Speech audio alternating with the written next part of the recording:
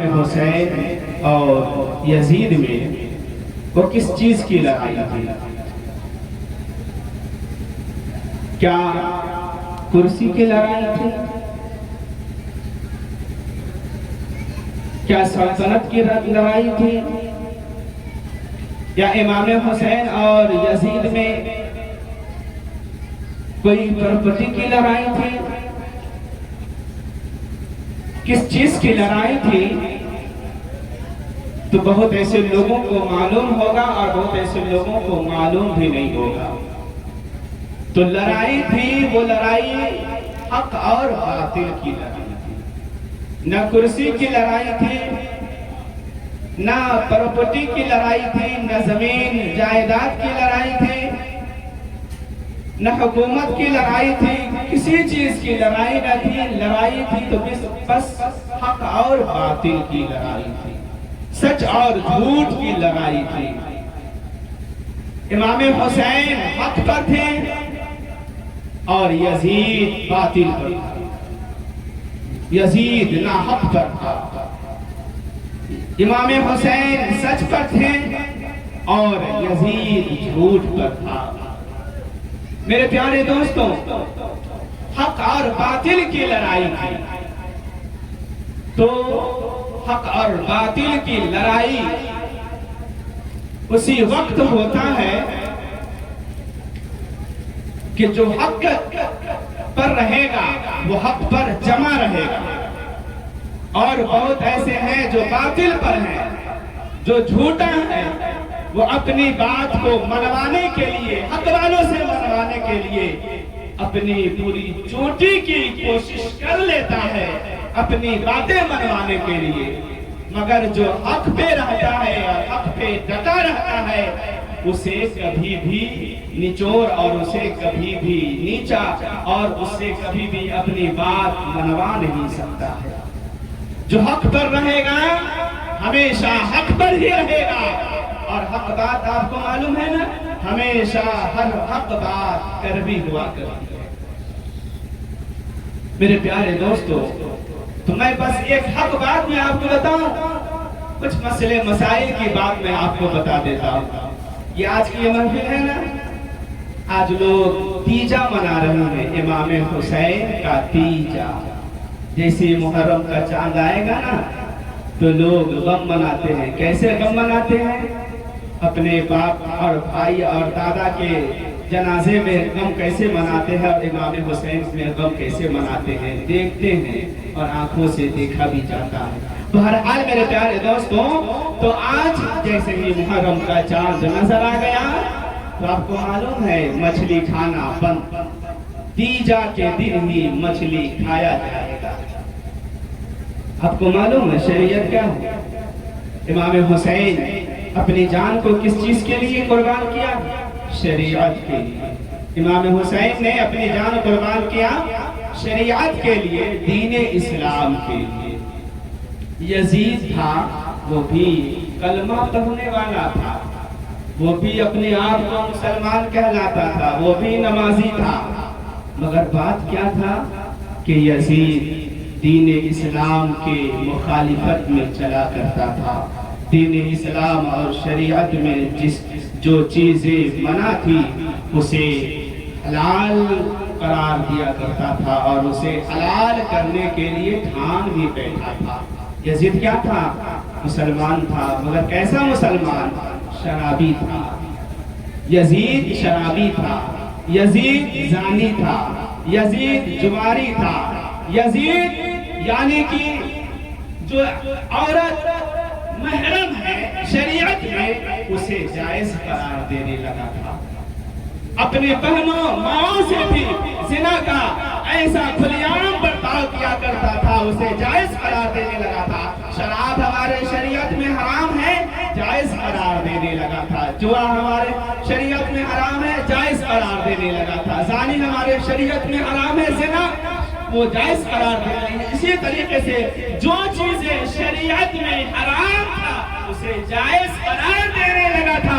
اسی لیے امام حسین نے کہا تھا کہ نہیں، میرے مصطفیٰ کی شریعت میں جو چیز حرام ہے حرام ہی رہے گا، کبھی بھی حلال نہیں ہو سکتا ہے، اور جو چیزیں حلال ہے حلال ہی رہے گا، کبھی بھی حرام نہیں ہو سکتا ہے۔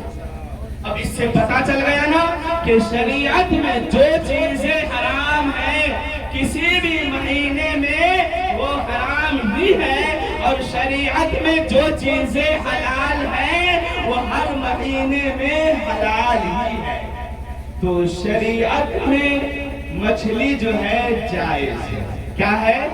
جائز ہے۔ تو محرم کے مہینے میں اور تیجے میں اسے ناجائز اور حرام کہنا بھی یہ شریعت کے مخالفت کرنا ہوا۔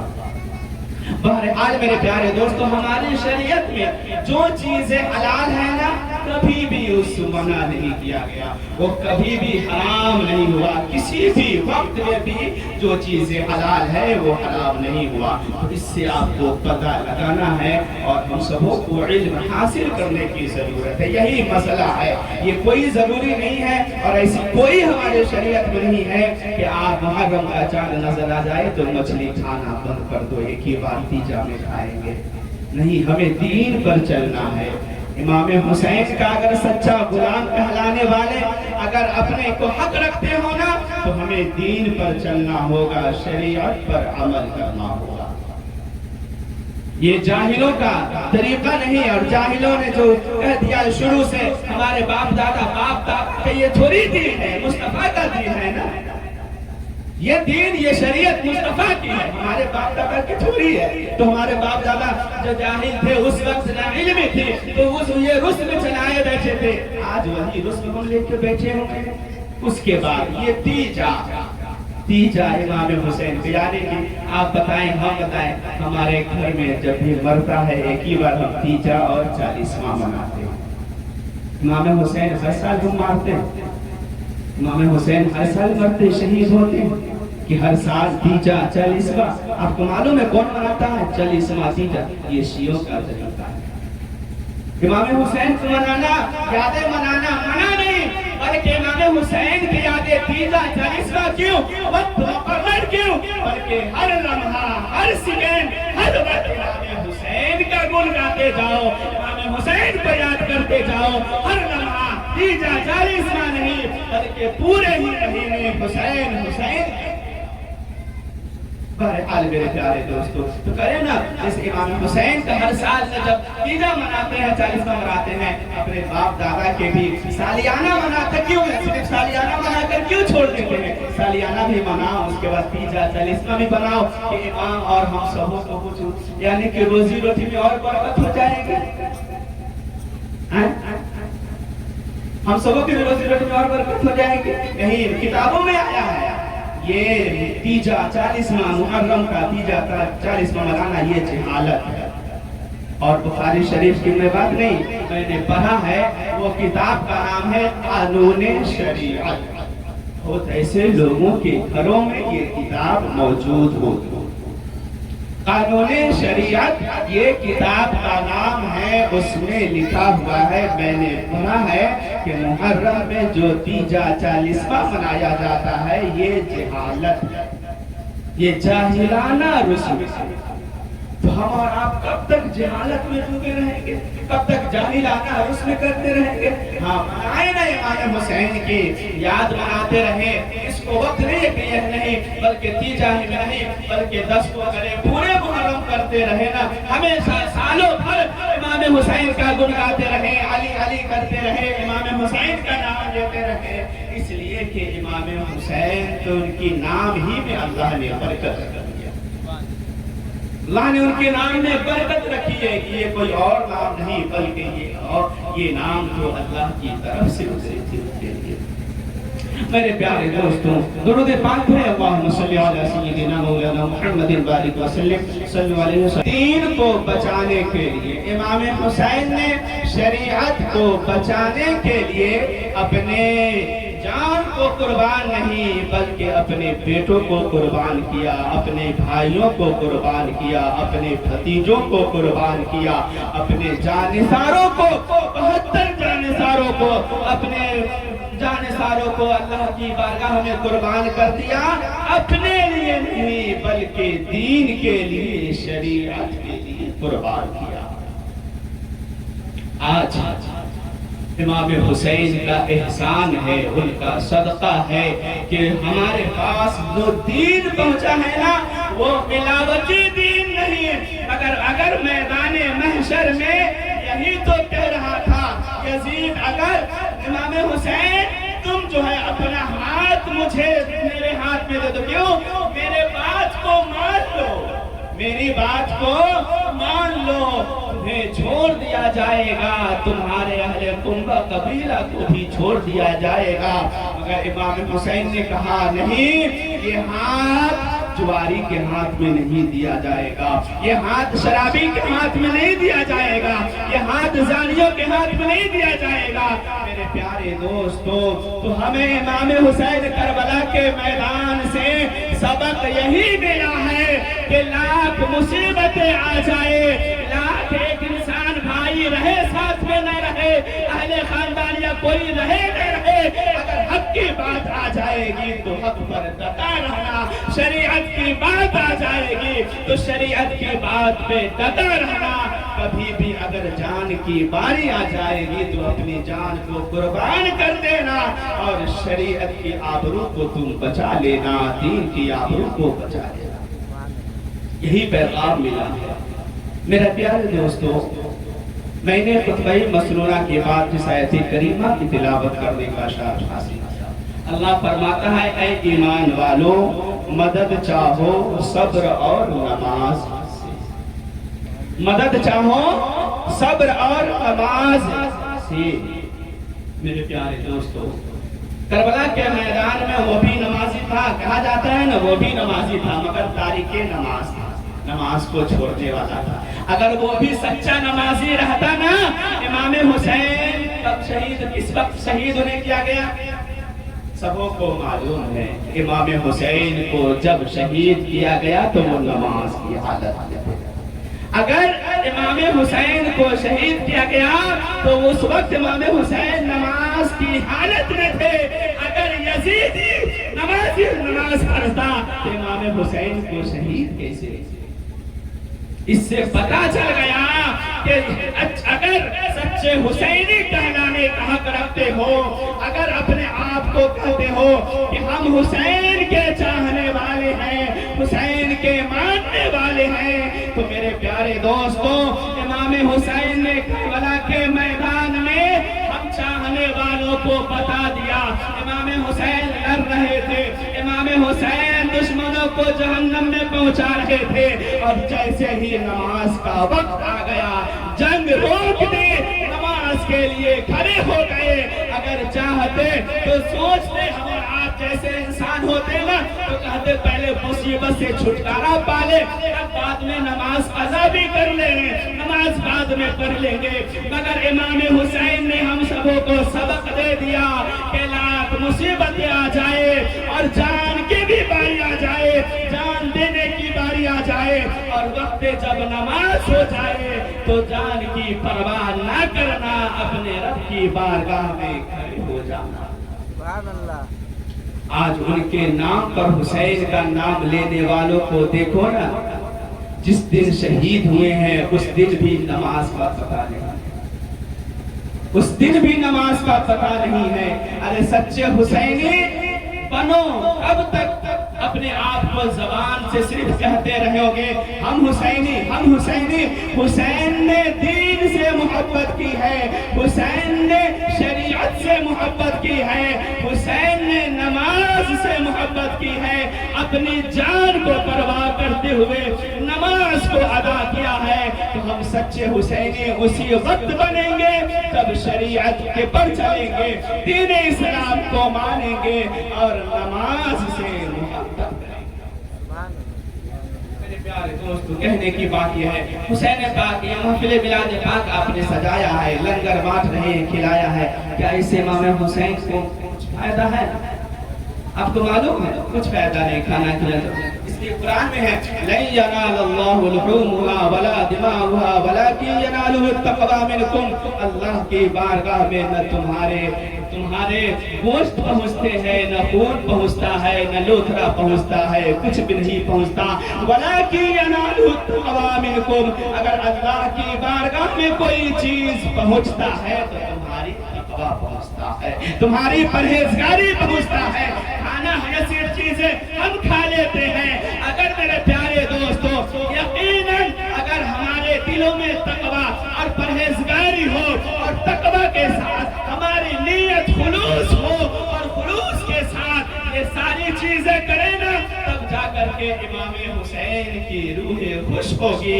اور اگر میرے پیارے دوستو اسی طریقے سے رسم کرتے رہو گے تو کچھ فائدہ نہیں ہوگا، نہ امام حسین کی روح خوش ہوگی، نہ مولا نہ امام حسین کے نانا جان کی روح خوش ہوگی، نہ اللہ تبارک و تعالی ہم سے راضی ہوں گے۔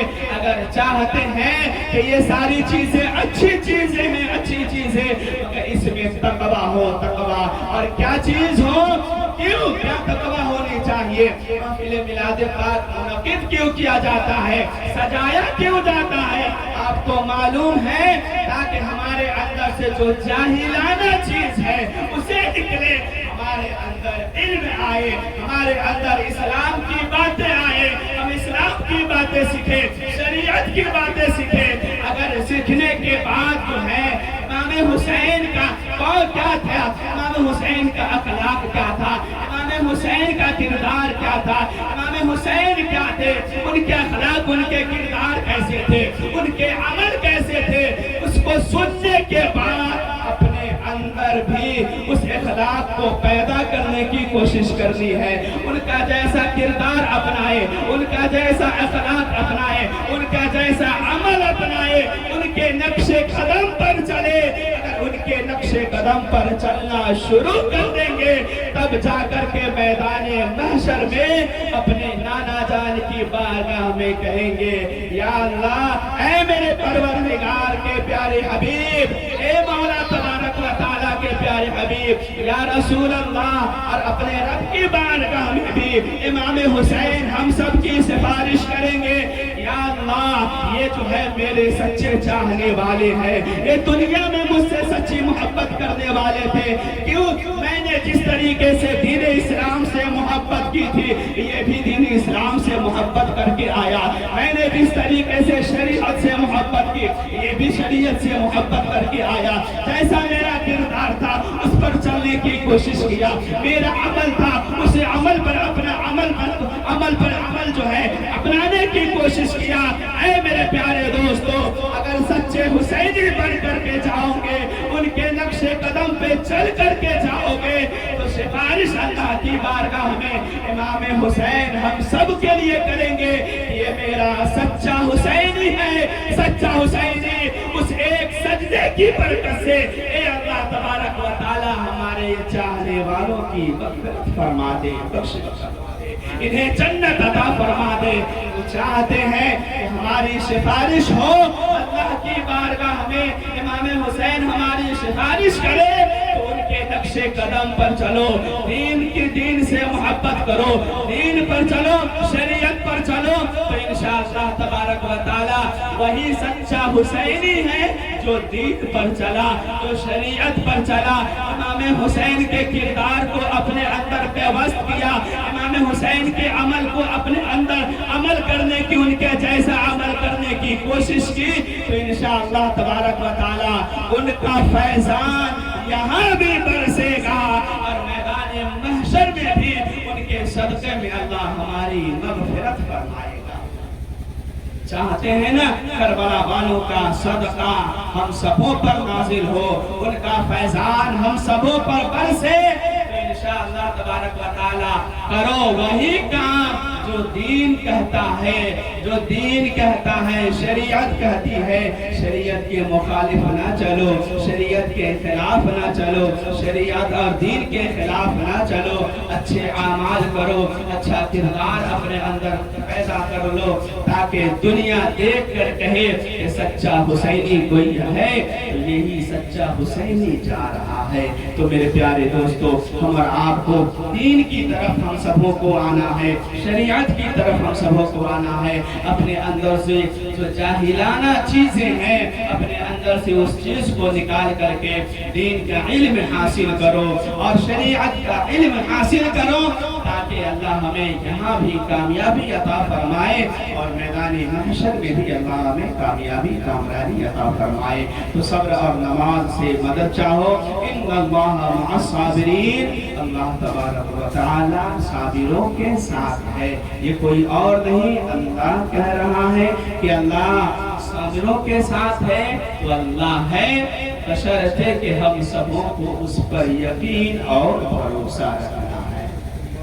مکمل یقین، توکل، بھروسہ اللہ پر رکھو اور اچھے کام کرتے رہو، نیک کام کرتے رہو، شریعت پر چلتے رہو، تاکہ اللہ تبارک و تعالی یہاں بھی جو بلائیں آتی ہے، قرآن پاک میں آپ کو معلوم ہے وَمَا أَصَابَكُم مِّن مُّصِیبَةٍ، قرآن پاک میں آتا ہے کہ تم پر جو بلائیں آتی ہے، جو مصیبتیں آتی ہیں، یہ تمہارے ہاتھوں کا کمایا ہوا۔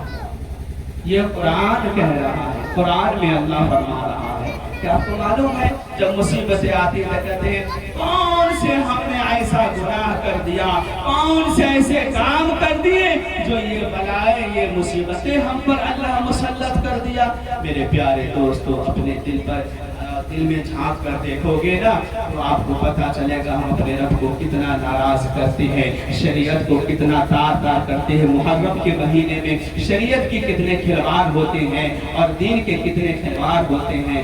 جو جاننے والے ہیں وہ جانتے ہیں اور دیکھتے ہیں۔ اسی لیے میرے پیارے دوستو، جو بھی مصیبتیں آتی ہیں، قرآن فرما رہا ہے جو بھی تمہارے پر بلائیں مصیبتیں آتی ہیں یہ تمہارے ہاتھوں کا کمایا ہوا ہے۔ ہم جیسا کریں گے تو اللہ یہاں بھی اس کرنے کا عذاب یہاں بھی اللہ ہمیں ڈالتا ہے اور اس عذاب میں ہمیں بھگتنا پڑتا ہے۔ اسی لیے اگر ہم چاہتے ہیں کہ اللہ یہاں ہمیں مصیبتوں سے نکالے اور ہم پر سے بلاؤں کو دور فرمائے، تو کی محمد سے وفا تو نے تو ہم تیرے ہیں، یہ جہاں چیز ہے کیا لوح و قلم تیرے ہیں۔